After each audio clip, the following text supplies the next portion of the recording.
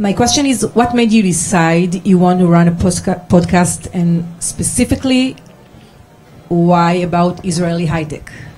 So, first of all, thank you for the invite. I'm excited and nervous. When doing a podcast, you can always edit yourself out. And also, I think I'm the only one who doesn't speak Hebrew here. You have to learn. Not yet. You have to learn. So I came to Israel 2 years ago. I was already working in high tech in Argentina. And I was super desperate for content about high tech and Olim coming here, finding a job in the high tech industry, the challenges everyone was facing here.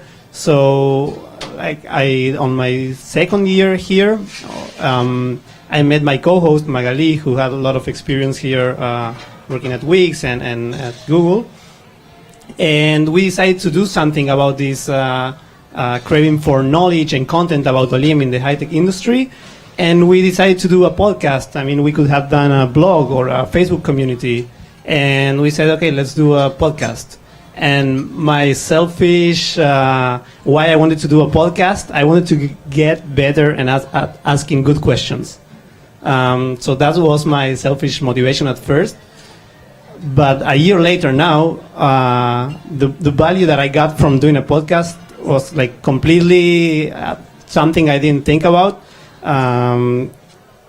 Getting all this feedback from Olim, people who are struggling to find a job here and are new here, and reaching out saying, hey, it really helped me hear about the struggles and how to build a network, how to connect with people. So the value that I get from the feedback is huge. And also like meeting, like now you see it, meeting all these cool and interesting people, thanks to the podcast, it's something I got out from it, aside from being able to ask at least better questions than when I started.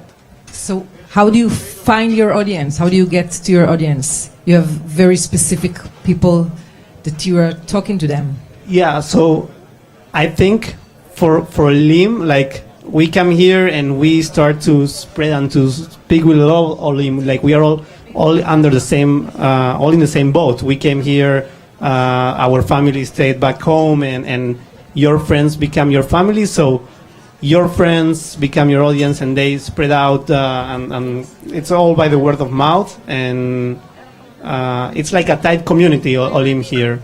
So I think that really helps.